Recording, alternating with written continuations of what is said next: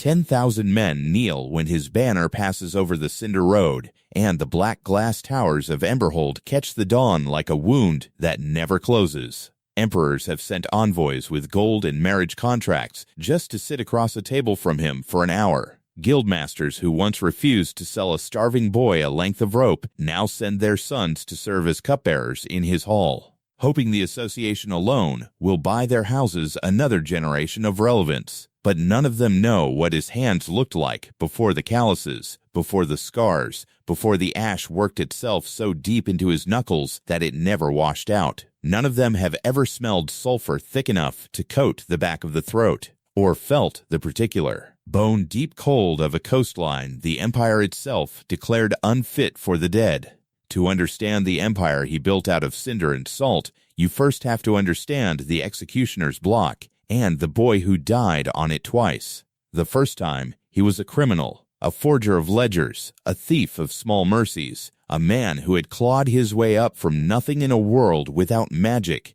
without gods, without a name that meant anything, and who had been dragged down again by men with better lawyers and worse consciences. He remembered the rope, or the blade, or whatever it had been, the memory blurred at the edges the way old bruises do, sharp in the ache but soft in the shape, and he remembered thinking, with his last clear thought, that dying with nothing was the only honest thing he had ever done. He remembered, too, the small, ugly comfort of that thought. At least the debt was paid. At least no one could take anything further from him. Then there had been warmth, a woman's voice, cracked with exhaustion and love in equal measure, and the astonishing, obscene brightness of a world seen for the first time through eyes that did not yet know how to focus. He was born again as Kael Virenus Draye, third son of Emperor Cinder Draye, in a palace with floors of veined marble and ceilings painted with gods who had never once bled for anyone. For 7 years he was allowed to believe this was mercy. He was not stupid, some sliver of the man he had been remained lodged behind his childish eyes, watching, cataloging, waiting for the trap it knew was coming, because nothing in either of his lives had ever simply been given to him without a bill arriving later. The trap came dressed as his elder brother's smile. It was not swift. Nothing about his ruin was swift. It took 2 years of poisoned rumors, fed to the right ministers by his brother Aldrich's tutors. 2 years of coin quietly moved from his mother's accounts into the hands of men who would later swear, dry-eyed and rehearsed, that they had seen the 7-year-old prince consorting with the Ashvale cult in the crypts beneath the western wing.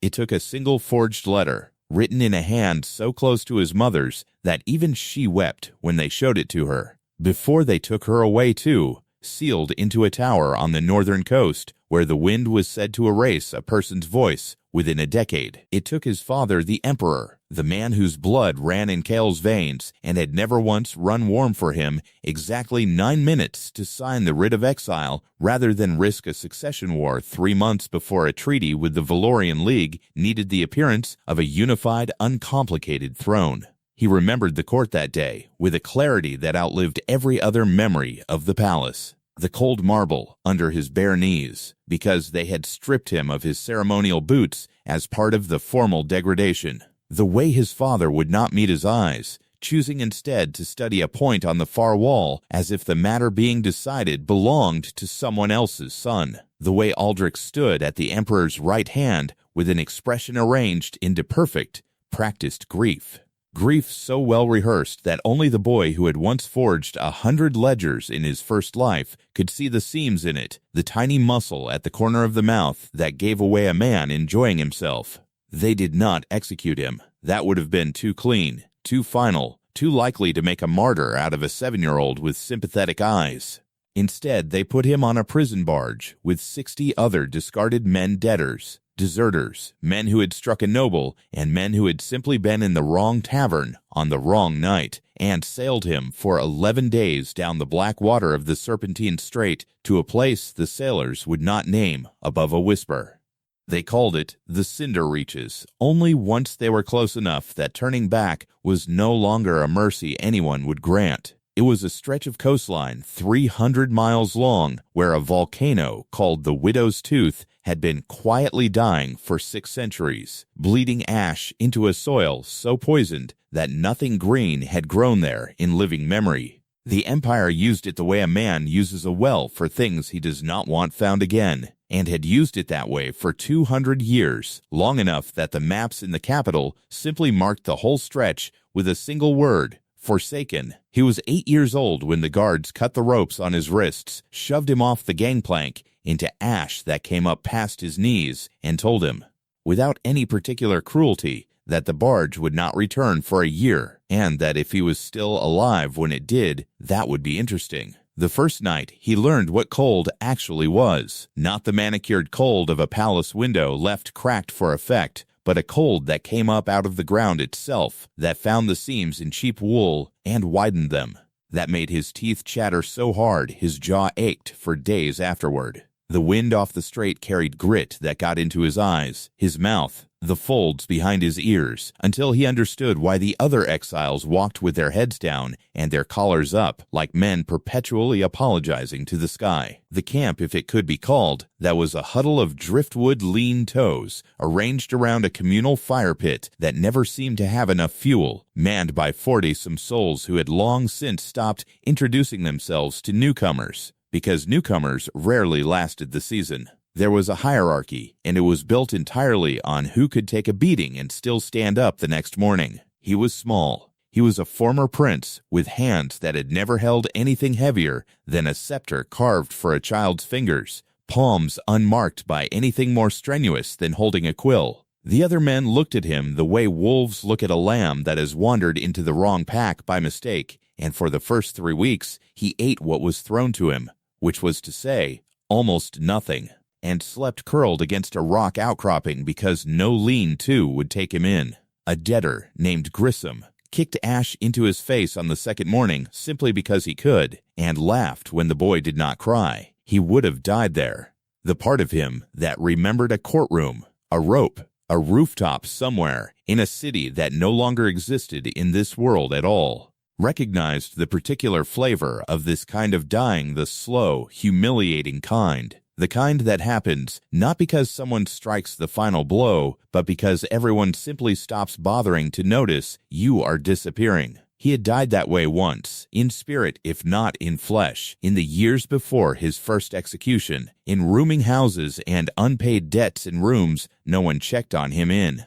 Something in him refused, with a stubbornness that had nothing noble in it and everything to do with pure cornered spite, to do it twice. So he started scavenging at the tide line, at the hour before dawn when even the hungriest men were still asleep, because a boy who eats mussels raw off the black rocks at low tide does not need anyone's permission to live. His hands blistered and split from the cold seawater within the first week, the skin along his knuckles cracking into thin red lines that stung every time salt found them. He learned, through trial and a great deal of vomiting behind a boulder so no one would see the prince retching like an animal, which shellfish along that coast would kill him, and which would merely make him wish they had. A particular ribbed mussel, dark blue and easy to mistake for the safe kind, put him on his back for 2 days with a fever that made the ash flats swim and tilt in his vision, and he remembered lying there, half conscious, thinking with grim, distant amusement that dying of shellfish poisoning would be a considerably less dignified end than the rope.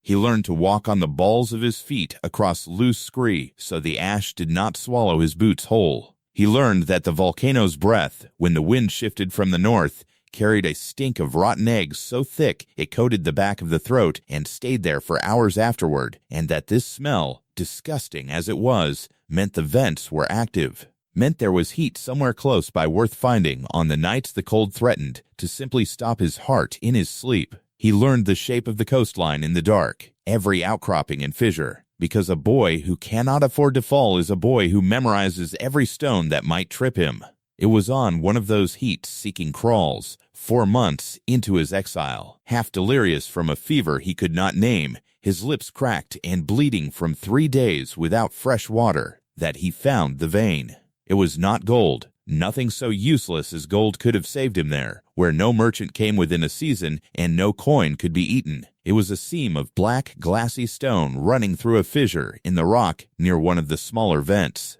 veined through with threads of deep violet that seemed to drink the torchlight rather than reflect it. He did not know what it was. He chipped a fist-sized chunk free with a sharp rock because it was warm to the touch even hours after he had pulled it from the earth. And warmth, at that point in his life, was the only currency that mattered. He carried it back to his stretch of rock like a dog with a bone it did not understand the value of yet, and that night he discovered, entirely by accident, that when he cracked the stone open, the inside held its heat for hours. Actual hours. Long after his small driftwood fire had guttered to embers, the broken shard sat in the hollow of his cupped hands and refused to go cold, radiating a dry warmth that got him through the worst night of that whole first winter without his fingers going black at the tips the way he had seen happen to an old debtor named Harlow, 2 lean toes over, who lost the smallest 2 on his left hand to the frost and never once complained about it,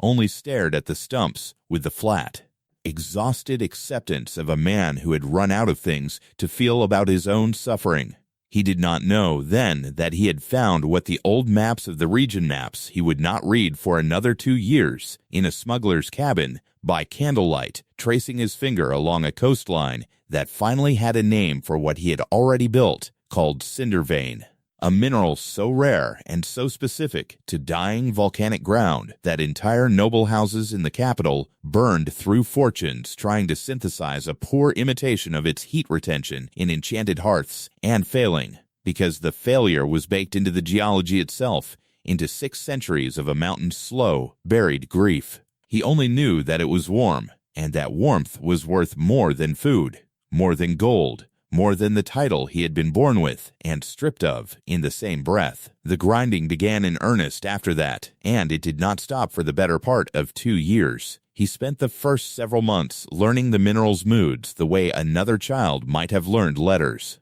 except that every mistake here drew blood instead of ink. He learned that cindervein close to the surface was brittle and shattered into a fine, choking dust that stung his eyes and lungs if he was not careful, and that the dust, once inhaled, left him coughing black phlegm for days at a time, hunched over at the edge of camp so the others would not see how badly it racked him. He learned that cindervein pulled from deeper seams was denser, held heat far longer, but required tools he did not have, so he made them himself. First from sharpened driftwood that splintered uselessly against the stone after only a dozen strikes, then from a discarded barge chain he sharpened against a flat rock for 11 straight nights, working by touch in the dark because he could not spare a light source, until his palms bled through the wraps of cloth he had tied around them, and the blood dried into the weave so thoroughly that peeling the cloth off in the morning tore the scabs open fresh each time. He finally traded 3 months' worth of foraged shellfish and 2 of his precious heat bricks to win a proper iron pick off a debtor who had smuggled it aboard the original barge and never found a use for it beyond threatening other exiles with it. He burned himself more times than he ever bothered to count, trying to understand why some veins ran hotter than others. The worst of it badly enough that the scar tissue along his left forearm never grew hair again, a smooth, shining stripe of skin from wrist to elbow that would still be there decades later, under the sleeve of an emperor in waiting's finest coat. He fell 11 feet down a fissure, chasing a particularly rich seam in his second autumn on the Reaches, cracked 2 ribs on the landing, and lay there in the dark and the ash and the sulfur stink for 6 hours before he found the strength to climb back out, because there was no one coming to look for him, because there had never once in either of his lives been anyone coming to look for him, and he had learned a long time ago that the only rescue available to a man like him was the one he clawed out with his own bleeding hands. He wrapped the ribs himself with strips torn from his own shirt, cinched so tight around his chest that breathing became a shallow, careful negotiation for 3 weeks, and he worked through all 3 of those weeks anyway, because the alternative was a winter with no heat breaks stockpiled, and he had already decided, somewhere in that fissure with the sulfur stinging his throat raw, that he would rather die working than die waiting. He learned to crush the raw stone into a fine powder using a hollowed depression in a flat boulder and a smaller rock as a pestle, grinding for hours until his shoulders screamed and his palms split open along the same tired lines every single time, and that the powder, mixed with rendered fat from the seabirds the other exiles hunted and discarded the corpses of, could be pressed into dense, slow-burning bricks that held heat for nearly 2 full days. It took him 43 failed attempts to get the ratio right, and he remembered every single one of them with the precision of a man who could not afford to forget a mistake. Twice the batches that flared too hot and cracked the flat stones he had built his fire ring from, sending shards hot enough to scar across the back of his hand.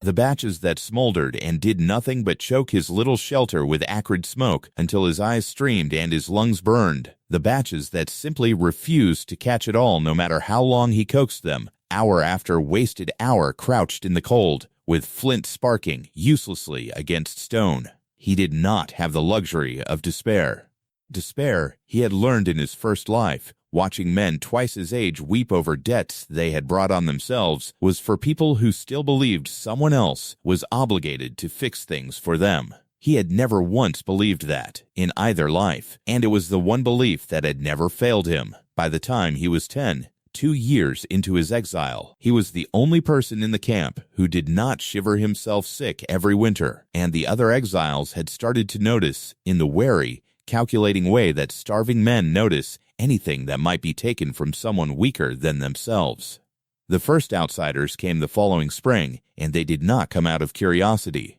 A smuggler's sloop called the Grey Widow ran the coast twice a year, dodging Imperial patrol routes to trade black market goods with a handful of camps scattered along that forgotten stretch of shoreline, mostly cheap spirits and rotgut medicine sold at obscene markup to men with nothing left to bargain with. Its captain,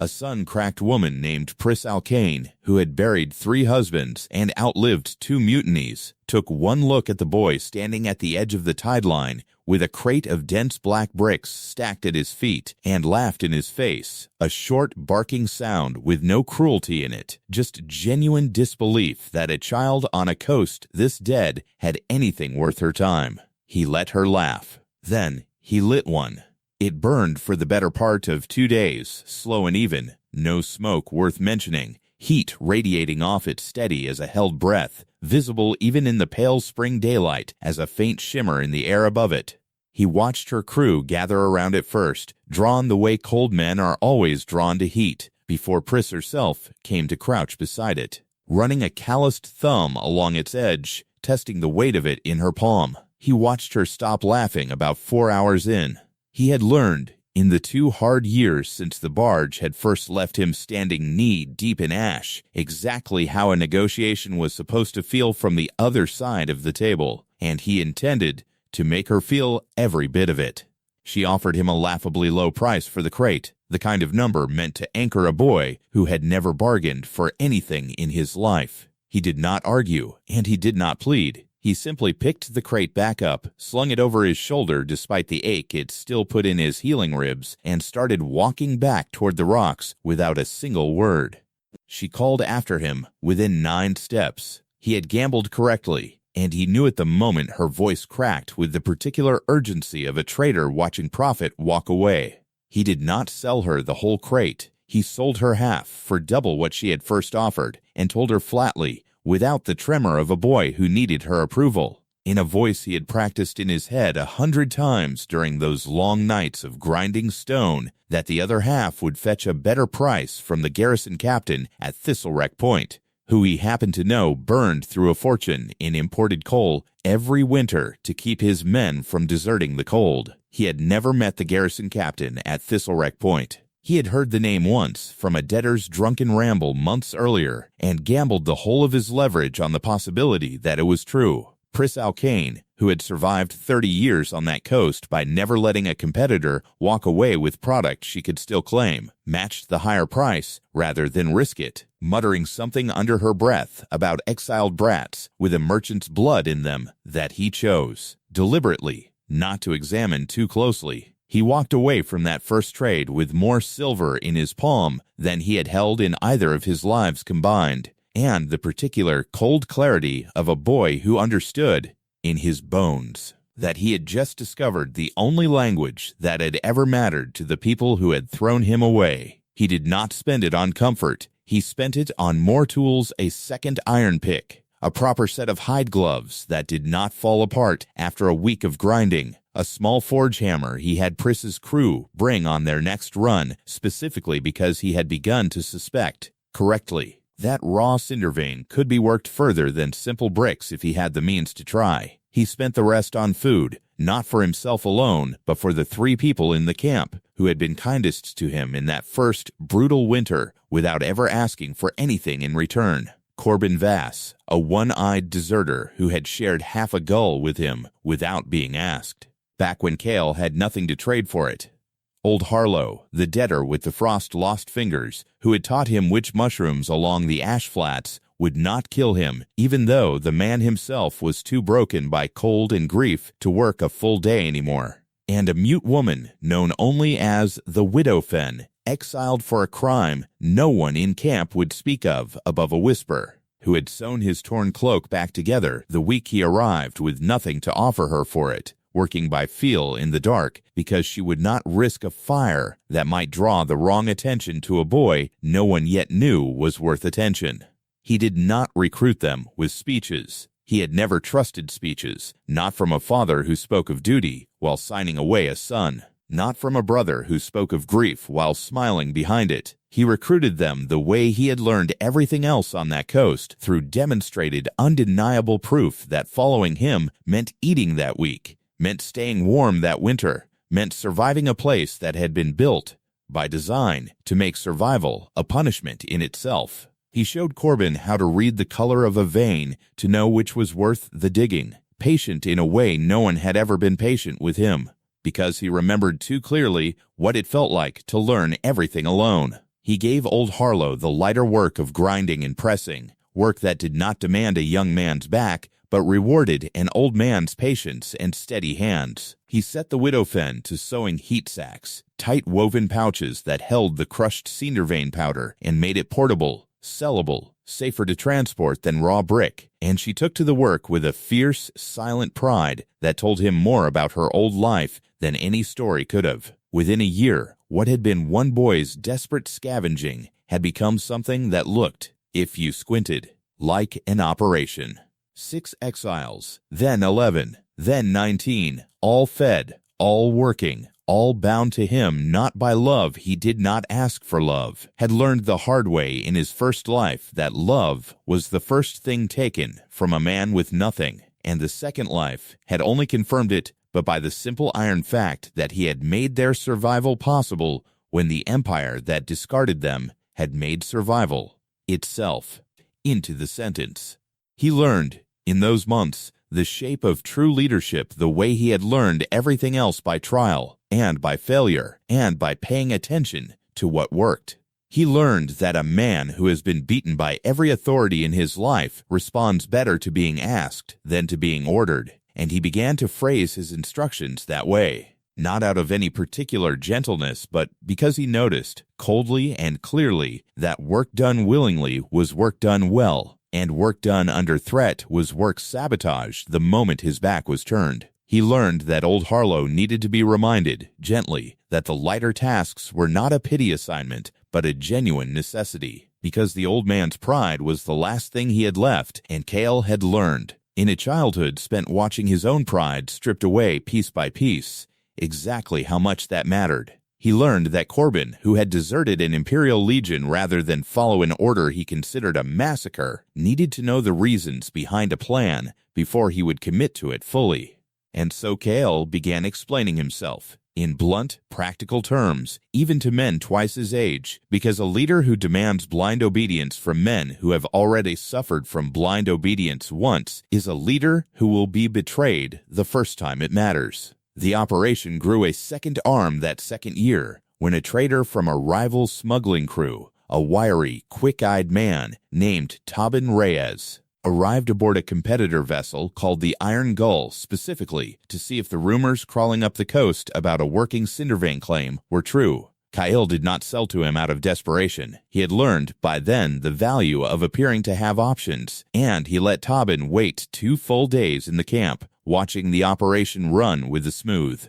practiced efficiency of men who knew their work, before agreeing to even discuss terms. He struck a second standing arrangement that autumn, splitting his trade between Pris Alkane's Grey Widow and Tobin's Iron Gull specifically, so that neither smuggler could threaten to walk away and leave him without a buyer, a lesson in leverage he had learned in his very first life. Watching merchants play suppliers against each other in a market he had once forged ledgers for, both traders, without ever discussing it openly, began treating the boy on the Cinder Reaches with a wary, calculating respect usually reserved for men 3 times his age. It was Tobin, in fact, who first mentioned half as gossip, half as a genuine warning delivered over a shared flask of watered spirits that an Imperial revenue cutter had begun making irregular passes along that stretch of the strait, closer than any patrol had bothered to come in decades, and that the officer commanding it, a lean, ambitious lieutenant named Ossivar Krell, had a reputation up and down the coast for treating any unlicensed trade he found as a personal opportunity rather than a crime to be reported. Kael filed the name away the way he filed away everything useful and did not have to wait long to make use of it. It was that same spring, not long after the claim had begun to draw notice up and down the strait, that he learned an operation built on trust was only ever as strong as the men who had not yet been tempted to betray it. A quiet, unremarkable exile named Ferris Duel, transported for a minor fraud so small it barely justified the barge fare, had been trading whispers to a passing Imperial coastal surveyor for the better part of a year, in exchange for a promise of pardon that the surveyor almost certainly had no authority to grant, and had no intention of honoring. Kael did not discover this through any dramatic confrontation. He discovered it the way he discovered everything of consequence on that coast, through patient, unglamorous attention to detail, noticing that Duel's foraging routes always seemed to trace the same stretch of cliff on the mornings the surveyor's cutter was due. Noticing a coin in the man's possession stamped with a mint mark that had no business circulating among exiles who traded only in silver weighed by Pris Alkane's own scale. He did not execute Duel in front of the camp, though the old discarded prince in him understood the deterrent value such a spectacle might have carried. He understood, more clearly, that a public execution would teach the camp fear rather than loyalty, and fear built on a foundation as fragile as his had been in that first brutal winter was not a foundation he could afford to build twice. Instead, he confronted the man alone, laid out everything he knew with the flat, unhurried precision of a forger reading back another man's ledger to his face, and gave him a choice considerably more merciful than the one his father had given an 8-year-old boy: leave the claim on the next trade run, with enough silver and enough cindervein brick to survive elsewhere, and never return, or stay and answer for it before the men whose survival he had gambled with. Dole left within the week, and word filtered back, months later, that the coastal surveyor had been quietly reassigned after his superiors grew suspicious of a report claiming the Cinder Reaches held nothing worth a second look. A report Kael had personally ensured contained just enough half-truths to satisfy a board official without revealing anything a more ambitious one might act on. The lesson stayed with him longer than the betrayal itself. He began, from that season forward, rotating trusted lieutenants through the task of quietly auditing the camp's own movements, not out of paranoia, but out of the same cold discipline that had taught him to keep 3 copies of his ledger in 3 separate places. He trusted Corbin with his life by then, but he had learned, in a palace with marble floors, that trust extended without verification was simply another word for the 9 minutes It had taken his father to sign away his life, and he did not intend to hand anyone else that same power over him twice. It was also that year that a former Imperial drill sergeant named Bastian Ord arrived among a fresh batch of exiles shipped down on the annual barge abroad. Silent man who had been transported not for cowardice or corruption, but for the crime of striking a superior officer who had ordered his unit to burn a village of debtors rather than march the long way around it. Kael recognized, within a week of the man's arrival, something worth more than another pair of hands at the grindstone. He had learned to fight the way he had learned everything else on that coast, through trial and injury and the desperate improvisation of a boy who could not afford to lose, and it had kept him alive against raiders who expected no resistance at all. It would not keep him alive forever, and he knew it. He asked Ord to teach him. Not as a prince commanding a subject, but as one exile asking a favor of another, and Ord agreed on the condition that the boy accept the same brutal standard he had once drilled into conscripts twice his size. The training that followed over the next year left Kael with a permanently thickened line of scar tissue across both knuckles from drilling strikes against a wrapped post long after the skin had split and resplit, and a discipline of footwork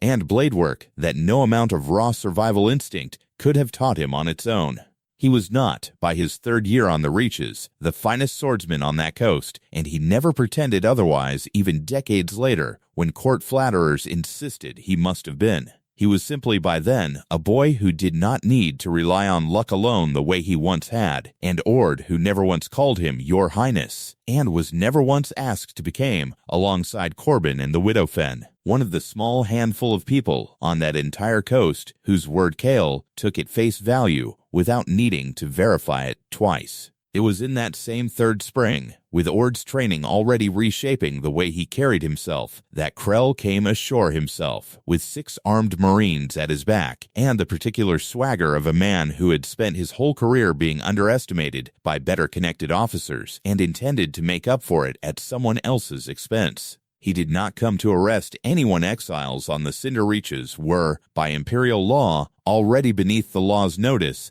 already presumed dead in every ledger that mattered. He came to extort. He had heard the same rumors Tobin had, and he informed Kael with the bored contempt of a man explaining an obvious inevitability to a child, that the operation would continue only so long as a third of its output was delivered quietly to his cutter each month, and that the alternative was a full Imperial garrison landing to burn the claim to the waterline and hang every soul working it as unlicensed smugglers, exile or no exile. Kael listened to the entire threat without once raising his voice,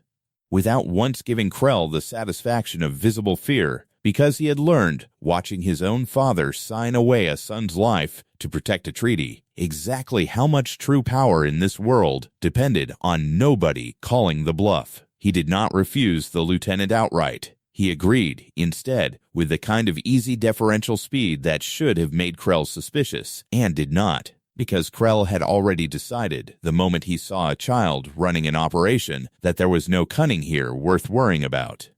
What Kael delivered to the cutter a week later was cindervein, properly weighed and properly wrapped laced, in a ratio he had spent 4 sleepless nights calculating from half-remembered fragments of alchemy his first life had brushed against in a dockside gambling den, with a compound that did nothing dangerous, nothing that could be proven as poison or sabotage, but which reacted to seawater damp by swelling and cracking the storage casks from the inside over the following weeks, ruining an entire quarter's worth of the lieutenant's other black market cargo stored in the same hold, and making Krell look, to his own superiors, like a man too careless to be trusted, running unsupervised patrols. The lieutenant was reassigned to a river customs post 400 miles inland within the season, and no one on that coast ever heard his name again. Kael told no one in camp the details of how he had managed it. He had learned that a leader's methods, unlike his results, did not always need to be shared, and that some victories were sweeter for being entirely his own. Word of a working cindervein claim on the Cinder Reaches was never going to stay quiet, not on a coast crawling with men who had nothing left to lose and everything to gain from taking what someone else had bled to build. They came in early autumn of his 3rd year, 9 of them at first, deserters from a rival camp 2 coves south, who had heard the rumors from a loose-lipped trader and decided that a boy of 11 and a rabble of broken men would make for an easy harvest. They came at dusk, when the light was bad and the wind was loud enough to cover footsteps, carrying clubs and 1 rusted cutlass between them. Expecting exactly the kind of soft, disorganized resistance that most desperate camps offered. They did not find it. He had spent 3 months since the first whispers reached him through Pris Alkane's crew, preparing for exactly this. He had mapped the approach routes into their claim, the narrow defiles through the ash rock that a man could only enter single file, walking them himself at every hour of the day and night, until he knew every loose stone and every echo. He had positioned Corbin one eye or not, the steadiest hand with a sling that the camp possessed on the high ledge above the eastern approach, with a stockpile of fist-sized rocks and the cold patience of a man who had buried better friends than the 9 now walking into his kill zone. He had rigged 3 of the deepest fissures near the claim's entrance with thin lattices of driftwood and ash, disguised to look like solid ground, the kind of trap a boy learns to build only after falling into one himself and swearing, through the pain of 2 cracked ribs, never to be the one who fell again. 2 of the raiders went into the fissures within the first minute, screaming. One of them badly enough that he did not get up. Corbin's sling took a third across the temple before the man had gotten more than 30 feet past the tree line of dead ash-choked scrub. The remaining 6 scattered into the disorganized panic of men who had expected prey and found teeth, and it was there, in the low light and the confusion, that he stepped out from behind the boulder where he had been waiting with the iron pick he had sharpened over 400 nights of grinding stone, and did not hesitate. He was 11 years old. He had already died once as a man grown, and he had spent 3 years since his second birth learning, in the most literal sense, exactly how much pain a body could survive. He put the raiders' leader down with a blow to the knee that dropped him screaming into the ash, and when the man reached for the fallen cutlass anyway, he brought the pick down again, and did not flinch, and did not look away, because looking away was a mercy he had never once been extended himself, and he had stopped believing, somewhere over that year of burns and blisters and broken ribs. That mercy was owed to people who came to take rather than to build. By the time the ash settled, 4 raiders were dead, 2 more had fled south with wounds that would slow them for weeks, and the remaining 3 had thrown down their clubs and were kneeling in the grit, begging, in the particular way of men who had just discovered that the boy they came to rob commands more discipline and more loyalty than the camp they deserted from. He did not kill the ones who knelt. He put them to work instead, grinding stone alongside old Harlow, because a body that owes you a debt of mercy is worth more to an operation than a corpse, and because he had learned that lesson too, somewhere in the bones of a first life spent among men who understood only leverage. The peace did not hold long. Word of that first defeated raid traveled faster along the smuggler routes than the cindervein itself, and it reached a man who took it as a personal insult rather than a warning, a broken former Imperial quartermaster named Dress Calloway, exiled to a camp 40 miles north for embezzling supply contracts, who had spent a decade building a reputation as the hardest man on that stretch of coast, and did not intend to let an 11-year-old prince's rabble undo it. He came in winter, when the cold itself was a weapon and the camp's numbers were thinnest, with 22 men, proper weapons scavenged and traded for over years, and a plan considerably more patient than his predecessors. Holloway did not attack the claim directly. He cut the supply line instead, ambushing the Widow Fen and 2 others on a foraging run along the tide line, taking them captive rather than killing them outright, and sent a single runner to the camp with terms: hand over 3 months of cindervein stock, or watch the hostages return to them 1 finger at a time.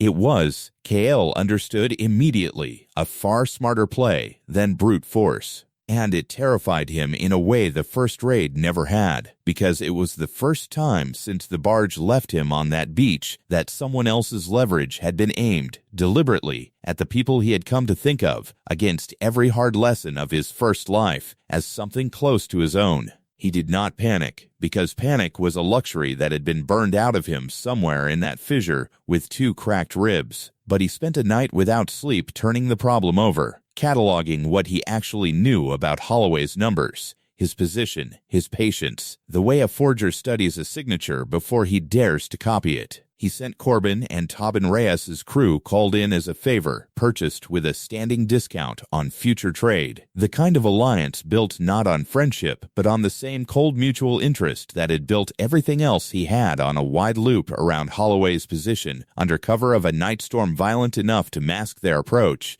while he himself walked, alone and visibly unarmed, into the meeting point Holloway had named, carrying a crate that looked, from a distance, exactly like 3 months of cindervein stock. It was not. It was ash bricks, plain and cold, stacked to weight and shape, but worthless. And by the time Holloway's men discovered the deception, Tobin's crew and Corbin's sling had already closed the loop behind them. And the storm that had covered Kael's approach covered the ambush just as well. It was not a clean fight. 2 of his own were wounded badly enough that they never fully recovered the use of an arm, and the fighting in the dark and the driving rain left him with a gash along his jaw that would scar into a thin white line he would carry for the rest of his life. A mark that later court painters would soften in every portrait because it did not fit the image of an emperor, but which he never once considered having magically healed away, because it was proof, the same way the hairless stripe on his forearm was proof, that everything he had built had cost him exactly what it looked like it cost.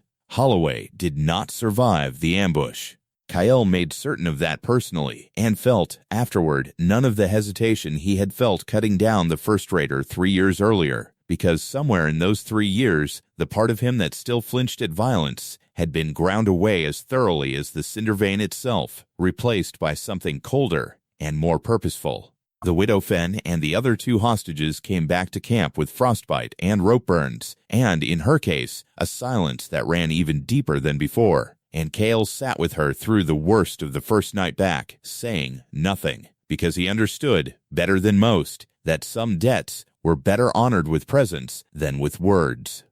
In the seasons that followed, with no rival left within 100 miles willing to test him, the operation stopped being merely a claim and began, slowly, to become something closer to a settlement. He set the freed hostages and the reformed raiders alike to expanding the pressing houses, moving them from open-air fire rings into proper stone and timber structures, banked with ash brick insulation, so the work could continue through the worst of the storm season without losing a single batch to weather. He put old Harlow, whose ledger-keeping hands were steadier than his mining hands had ever been, in charge of tracking output and inventory, and watched the old man's back straighten by inches over the following months, as the work restored to him something the frost had taken along with his fingers. He sent 2 of the steadier younger exiles, brothers named Fen and Eric, who had been transported for a debt their father owed rather than any crime of their own, on the Grey Widow's spring run specifically, to learn the buying markets firsthand, so the claim would no longer depend entirely on a single boy's memory of a single drunken rumor to know what a garrison captain might pay for coal replacement brick. He began, too, in his 14th and 15th years on the Reaches,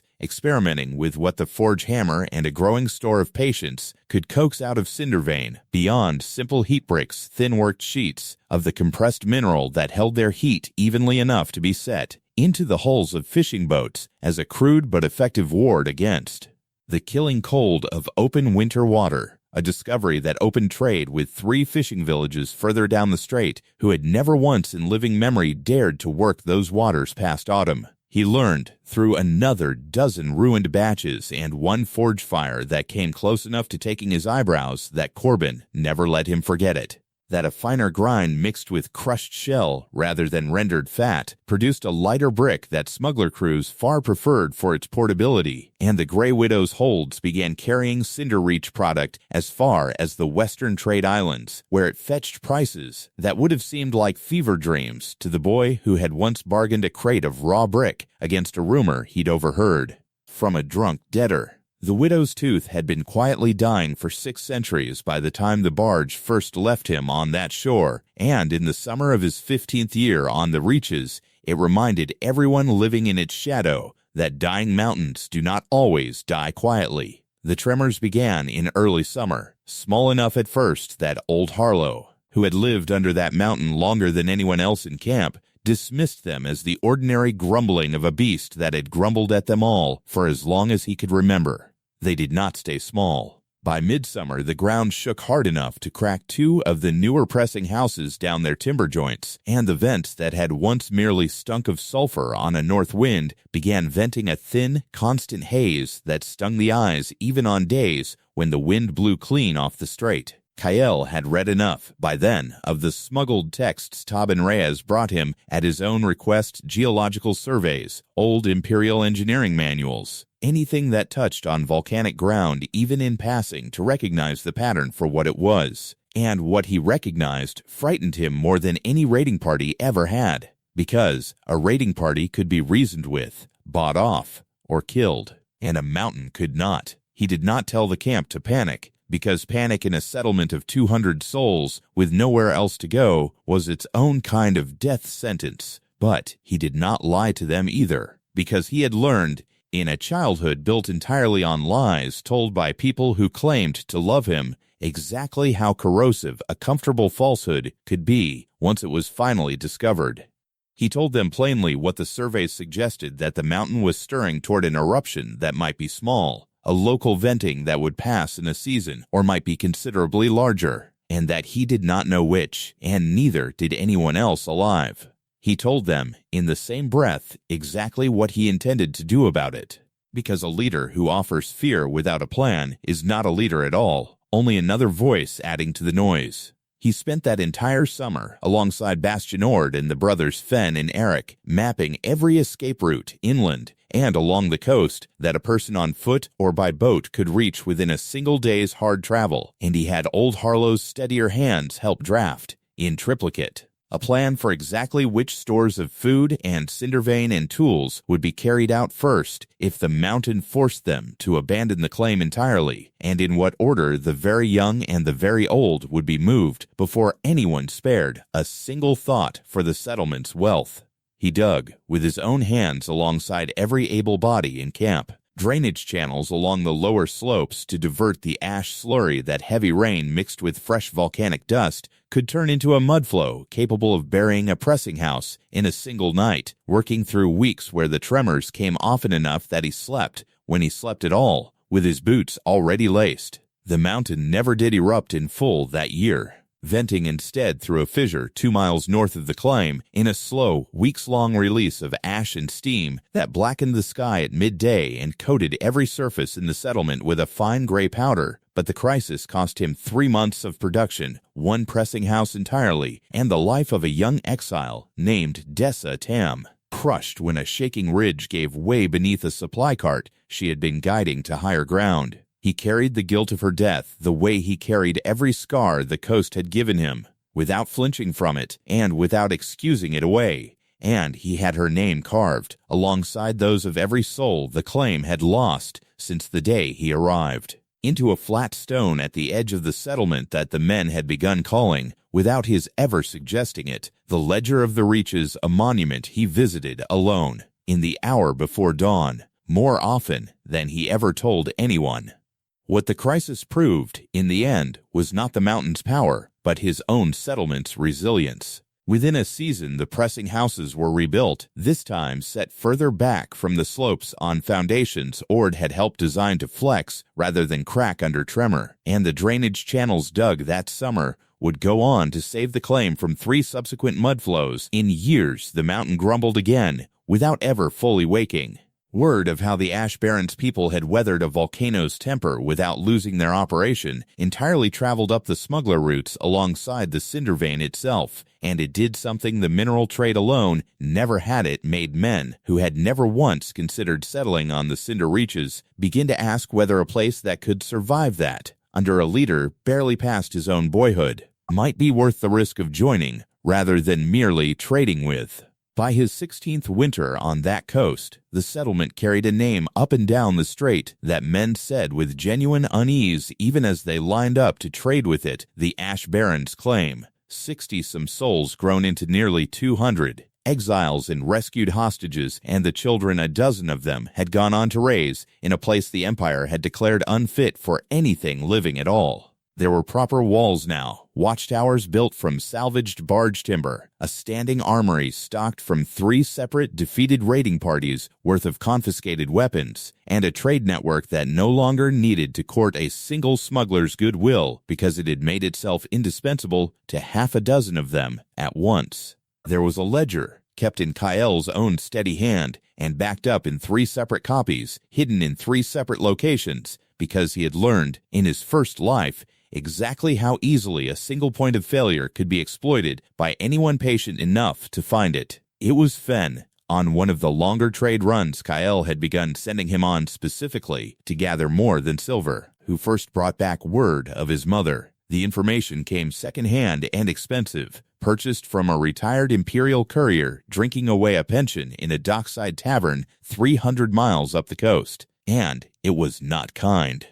The former Empress Isolde Draye, the courier said, still lived, sealed for 9 years now in the tower fortress of Greywatch on the northern coast, a place built specifically to break the will of highborn prisoners, too dangerous to execute and too inconvenient to pardon, where the wind off the northern sea was said, without much exaggeration, to erase a person's voice within a decade of listening to nothing else. She was permitted no visitors, no correspondence, and the courier added, with the careless cruelty of a man 3 drinks past, caring who he wounded, with his gossip no word, in all that time, of whether her youngest son had survived his own sentence at all. Kael received the news standing at the edge of the tide line, where he had once eaten mussels raw off the black rocks, rather than starve, and he did not weep. Because weeping was a thing the boy who died on a palace floor's marble had done enough of already, and it had never once brought anyone back to him. What he felt instead was a cold, settling certainty.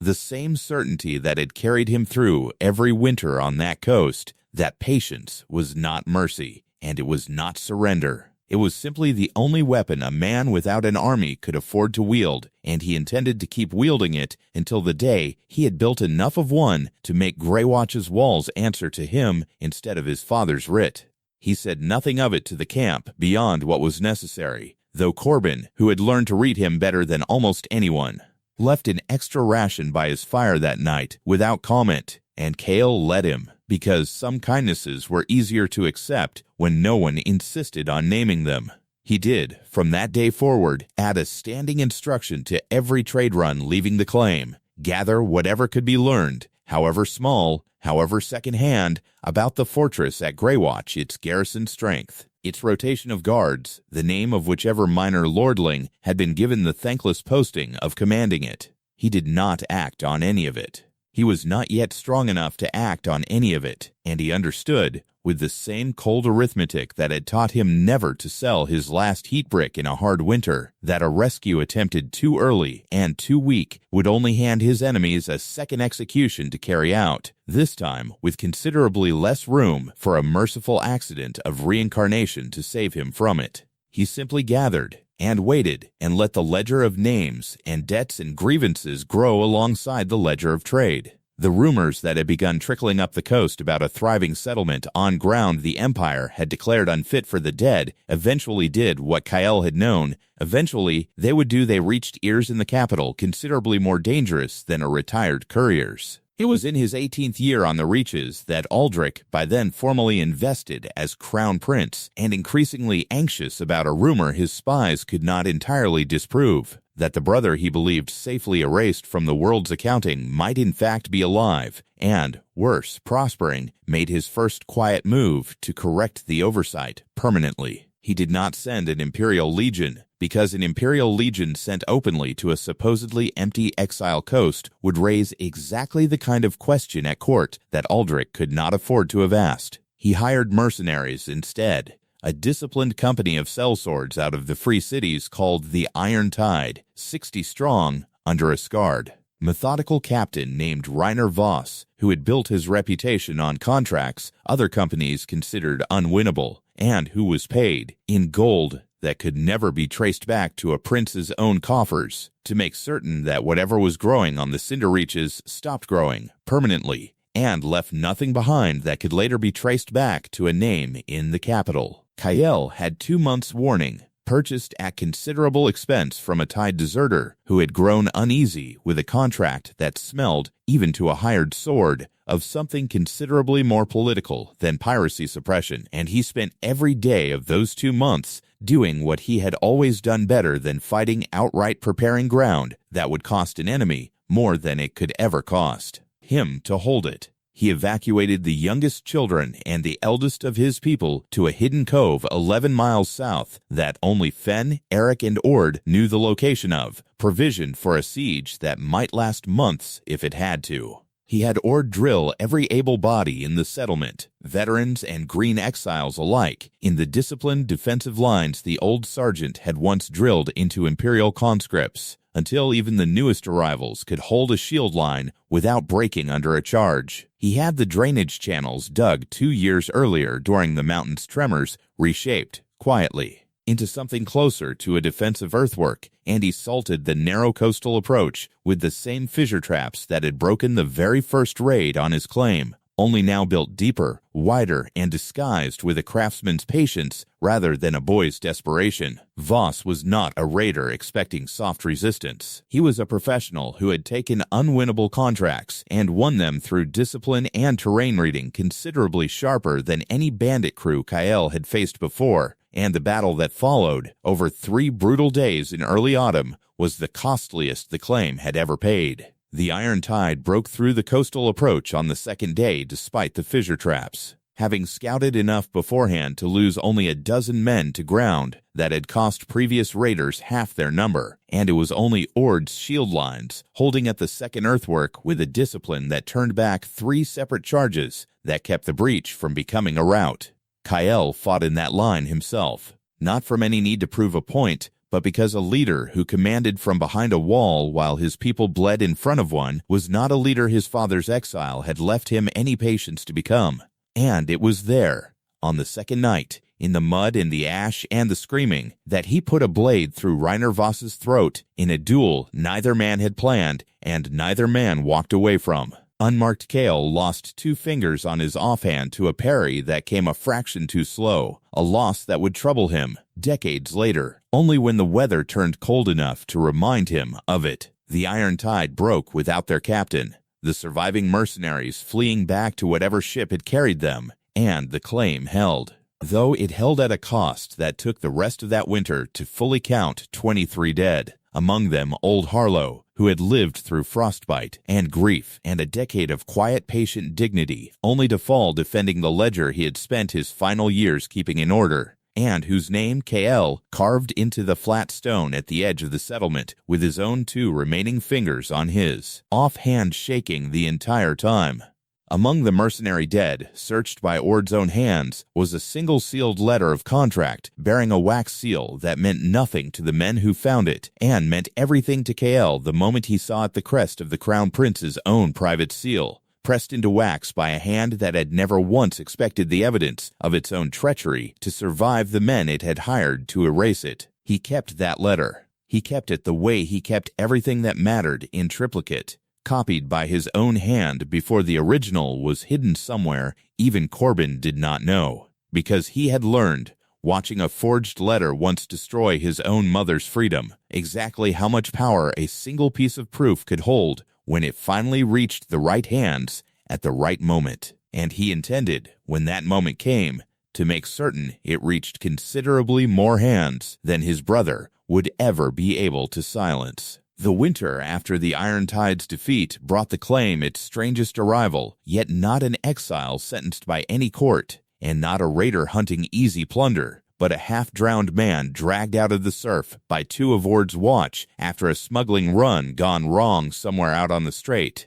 A man who, once the salt water was coughed out of his lungs and the fever from 3 days adrift had broken, turned out to be a disgraced former Imperial naval lieutenant named Oren Vash, cashiered from the service 2 years earlier for refusing to falsify a report on a supply convoy his admiral had been quietly skimming from, and left to make his own way in the world with nothing but the uniform on his back and a bitterness toward the capital that ran nearly as deep as Kael's own. It was Vash, recovering in the warmth of a proper pressing house rather than a driftwood lean-to, who looked up at the young man overseeing his care with a frown that deepened by the hour, and who finally said, on the third night, in a voice still raw from the seawater he'd swallowed, that he had stood honor guard once, years ago, at a formal court function, close enough to see the face of a small prince before that prince vanished from every record the Navy kept, and that he would swear on whatever oath still meant anything to him that he was looking at that same face now,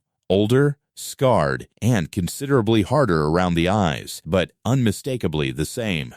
Kael did not deny it. He had learned, over 18 years of building something out of nothing, exactly when a lie protected him, and exactly when it only delayed a truth that would serve him better spoken plainly. And a disgraced naval officer with intimate knowledge of Imperial fleet movements, garrison rotations, and the private grudges of half the officer corps was not a man he intended to waste on a lie that would only insult his intelligence. He told Vash everything, watched the older man absorb it with the particular stillness of someone recalculating every assumption he had ever made about the empire he had served, and when Vash finally asked, bluntly, what the exiled prince intended to do with a defunct naval career and a lifetime of grudges to offer him, Kael answered just as bluntly that he intended, eventually, to need a navy of his own, and that a man who understood how the Imperial fleet actually moved, rather than how its recruiting officers claimed it moved, was worth more to him than any 100 fresh conscripts. Vash stayed. He brought with him not just his own knowledge, but, within the year, 3 more names, former subordinates and fellow officers, who had likewise fallen afoul of a service riddled with the same petty corruption that had once cost him his own commission. Men who trickled down the coast in ones and twos over the following 2 years once word reached them, through channels Vash himself quietly maintained, that there was a place on the Cinder Reaches willing to pay in real coin and real respect for real naval skill. It was Vash who first suggested, in Kael's 20th year on the Reaches, that a settlement sitting on a coastline, this rich in salvageable barge timber, and this practiced at working iron, had no business continuing to depend entirely on Pris Alkane's and Tobin Reyes's goodwill to move its own goods, and it was Vash who oversaw the laying of the Clime's first proper keel that same year. A modest 2-masted trading vessel built in a cove, sheltered enough from Imperial patrol routes to work in without much fear of discovery, christened, at the insistence of the crew, who built her with their own blistered hands, the Widow's Due. The Widow's Due was not built for war. She was built to prove a point, and she proved it within a single season, carrying cindervein directly to the western trade islands, without a smuggler's cut eating into the margin, and returning, with goods proper steel, seed grain for the thin, ash-choked plots the settlement had slowly, patiently coaxed into marginal productivity over the years, medicines the camp's own foraged remedies could never fully replace that no smuggler had ever bothered bringing them, because no smuggler had ever considered the Cinder Reaches worth the extra cargo space. Within 3 years, there were 4 ships flying no flag, but a black pennant marked with a single stylized ember, crewed by exiles and the sons of exiles who had grown up on that coast, knowing no other home, and Pris Alkane herself, on one of her increasingly rare visits, remarked without any apparent rancor that the boy she had once laughed at over a crate of dense black bricks now ran a fleet she would have been proud to captain in her prime, and that she supposed she ought to be flattered rather than annoyed that he no longer needed her. The settlement itself changed shape alongside its ships. What had been the Ash Baron's claim for a decade began, sometime in Kael's 22nd year on that coast, to be called by a different name entirely, one that started as a joke among the younger exiles who had grown up watching the pressing house fires burn day and night against the black volcanic rock, and stuck the way true names always do, once enough people have said it enough times without irony. Emberhold. Proper stone quarried from the dead slopes replaced the salvaged barge timber of the old watchtowers. A great hall rose at the center of the settlement, built not for ceremony but for the practical necessity of housing a council of the claim's oldest and most trusted hands Ord, Vash, the widow Fen, the brothers Fen and Arik, Corbin with his single remaining eye still sharper than most men's too, because Kael had learned, watching his own father rule through fear and isolation, that a man who made every decision alone was a man one well-placed dagger away from losing everything he had built, and he had no intention of leaving his life's work that fragile. By his 23rd year on the Cinder Reaches, the place that had once been marked on Imperial maps with a single dismissive word, Forsaken, supported close to 900 souls, 4 trading vessels, a standing militia drilled to a discipline that would not have shamed an Imperial legion, and a network of intelligence reaching from the northern tower, where his mother was still held to the halls. Of the capital itself, where Vash's old contacts and Fenn's patient years of gathering rumor had built, piece by careful piece, a picture of a crown prince growing more paranoid by the season over rumors his own hired killers had never returned to confirm or deny. It was Vash's oldest contact, a disgraced quartermaster clerk still embedded in the palace's own logistics office for want of anywhere else to go, who finally confirmed what the letter recovered from Voss's body had already all but proven, that the paranoia eating at Crown Prince Aldrich had grown, in the 2 years since the Irontide's failure, into something closer to obsession. The clerk's reports, smuggled south in the false bottom of a spice crate aboard the Widow's Dew on her regular western run, painted a portrait of a man who had doubled the guard on his own chambers, who had quietly reassigned 3 separate ministers he suspected of disloyalty over nothing more than an ill-timed glance at a council meeting, and who had begun, in the last year, drinking heavily enough before court appearances that 2 physicians had already been dismissed for daring to suggest it. The emperor himself, aging and increasingly withdrawn from the daily business of rule, had apparently noticed nothing, or had noticed and decided, as he had decided 9 minutes worth of a decision once before, that it was easier not to look too closely at a son's failings so long as the treaty with the Valorian League still held. Kael read those reports by lamplight in the great hall at Emberhold,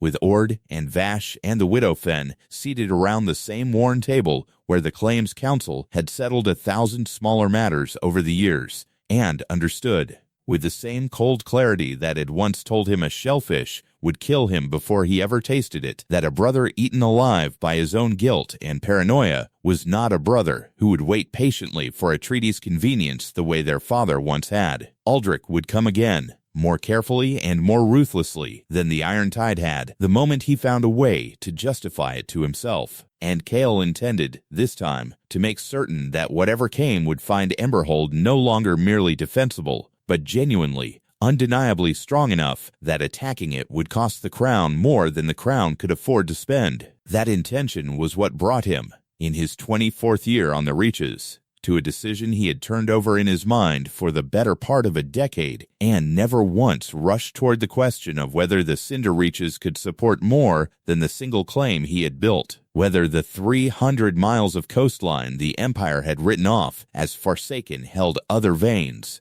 other coves, other stretches of ground that 30 years of careful, patient work might yet turn into something worth defending. He sent Fenn and Auric, seasoned now into men the younger exiles looked to the way the camp had once looked to Corbin, up and down that entire forgotten coastline with proper survey tools Vash had sourced through his old naval contacts. And within a year they had mapped 4 additional cindervein seams, none as rich as the original claim, but each substantial enough to support a satellite settlement of its own, each one populated, as the years went by exiles who came down on the annual barge expecting the same rock-bottom despair that had once nearly killed an 8-year-old boy, and who found instead a network already waiting to take them in. It took another year of gathering before Kael judged the Ledger of Greywatch complete enough to act on. Vash's contacts had, by then, mapped the fortress's garrison down to the individual watch rotations, had identified a debt ridden under steward whose gambling losses made him receptive to a bribe large enough to matter and small enough not to draw suspicion, and had confirmed, through 3 separate independent sources cross-checked against each other the way Kael had learned to cross-check,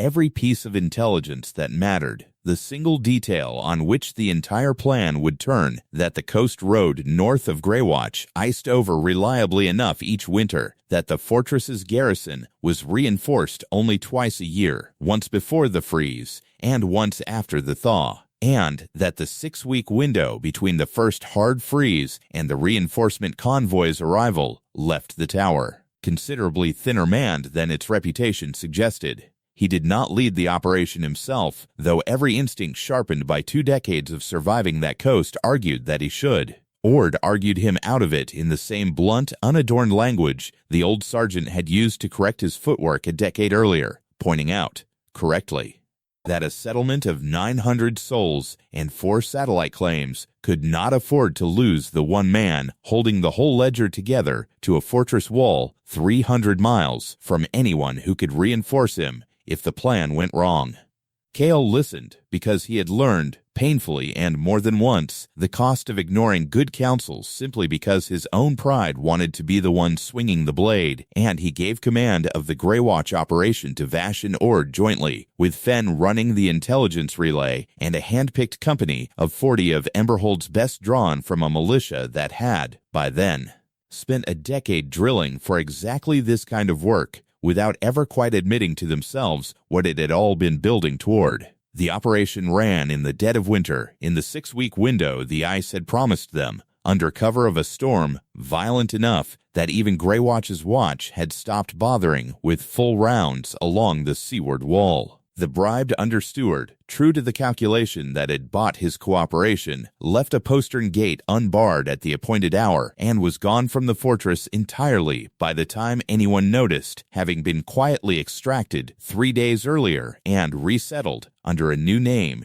in one of the satellite claims where a man with a talent for account-keeping and no further loyalty to the crown that had underpaid him for a decade found himself, for the first time in his life, genuinely valued. Ord's company moved through the fortress's lower levels with the same disciplined silence he had once drilled into shield lines defending an ash coast, and the guards who did encounter them met a company considerably better trained and considerably more motivated than any garrison assignment to a forgotten northern tower had ever prepared them to face. They found the former Empress Isolde Draye in a cell on the tower's 3rd level, and Vash, who had stood honor guard near her once in a life that felt to him now like it belonged to someone else entirely, would say afterward that he had needed a moment before he trusted himself to speak, because the woman he found bore only the barest resemblance to the portrait still hanging, unremoved out of simple bureaucratic neglect, in a wing of the palace no one visited anymore. She was thin in a way that spoke of years of deliberately minimal rations, her hair gone entirely gray though she was not yet 50, and her voice, when she finally used it,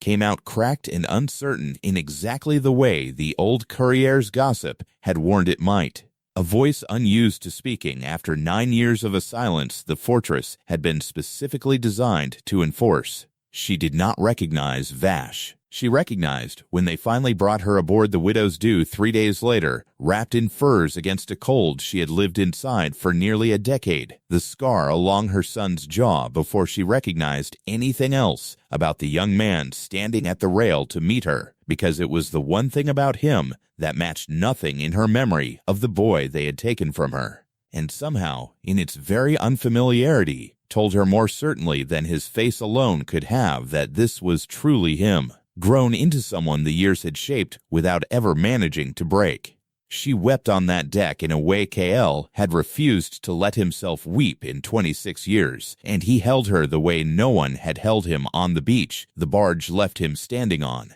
and understood. In that moment, with a clarity sharper than any ledger entry he had ever recorded, exactly what all of it the raw shellfish and the cracked ribs and the 43 failed batches and the 2 fingers lost to Reiner Voss's blade had actually been for. It had never been only for himself. He had told himself, through the worst of the grinding years, that it was survival, that it was leverage, that it was simply refusing to die twice. And all of that had been true, but standing on that deck with his mother's gray head against his shoulder and the black water of the Serpentine Straits sliding past beneath them, he understood that it had also, the whole time, been this a debt owed to a woman who had wept over a forged letter she never should have had to see. Finally, after 26 years, coming due. The rescue of an empress the crown had believed safely forgotten in a northern tower was not a thing that could be kept quiet the way a claim on a forgotten coastline had been kept quiet for a decade.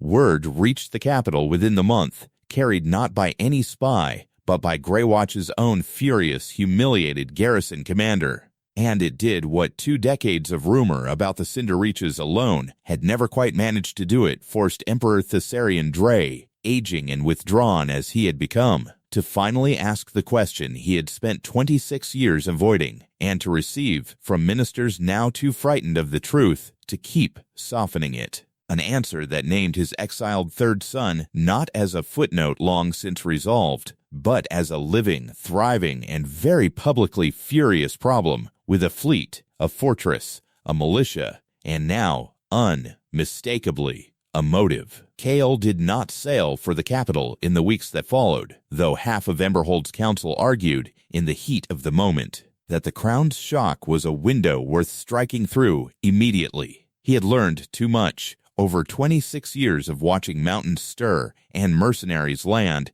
and informants sell out everything he had built for a coin that meant less than the trust it cost, to mistake a single dramatic victory for the end of anything. Rescuing his mother had settled a debt of the heart. It had not yet settled the accounting that still sat, patiently, in the ledgers he had kept since a boy of 11 first learned that the only justice available to a man like him was the justice he built for himself, brick by brick, out of ash and blood and time. He stood, on the evening of his 27th winter, at the edge of an ash coast now dotted with satellite claims of its own, and listened to the particular unhurried sound of men and women working because the work was theirs, not because a lash demanded it. Somewhere beyond the black water of the Serpentine Strait, in a palace with marble floors that had never once been asked to bear the weight of what it had done to him, an emperor now knew, beyond any comfortable doubt, exactly how wrong his 9-minute decision had been,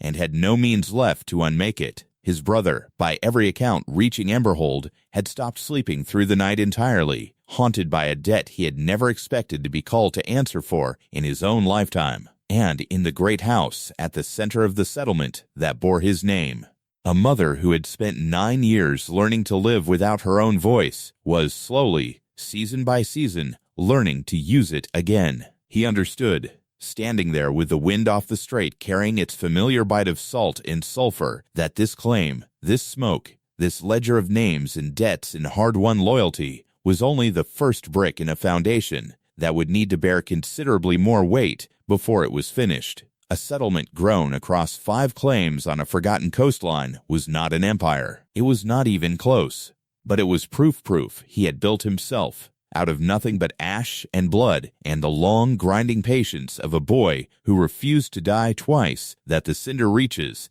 that endless stretch of ground the maps in the capital marked with a single dismissive word, could be made to yield more wealth and more loyalty than the men who had exiled him there had ever managed to extract from 100 fertile provinces. It had also now yielded something considerably more dangerous to the throne than wealth, a sealed letter bearing a crown prince's private crest, proof of a hired murder that had never been meant to survive its own hired killers, and, walking the halls of the great house at Emberhold at that very hour, a mother the crown had believed silenced for good. Her voice returning to her a little more each season, her presence alone worth more to Kael's cause than any army he could raise, because a rescued empress was a truth no minister could soften and no forged letter could ever again erase. There were still ledgers in the capital with his name struck from them. There was still a brother who no longer slept at all. By every account Vash's contacts could gather, and a father who had signed away a son's whole life in 9 minutes because a treaty needed the appearance of an uncomplicated throne, and who had never once, in 27 years, spent 9 minutes wondering whether that son had lived or died, and who now had to live with the certain undeniable knowledge that he had. Kael intended to correct that accounting, personally, in full, with interest, and he had already begun quietly, patiently, The way he did everything, sending Fen and Arik further up the coast on each trade run than the season strictly required, gathering names, gathering rumors, gathering the slow, careful intelligence a man collects when he intends, at last,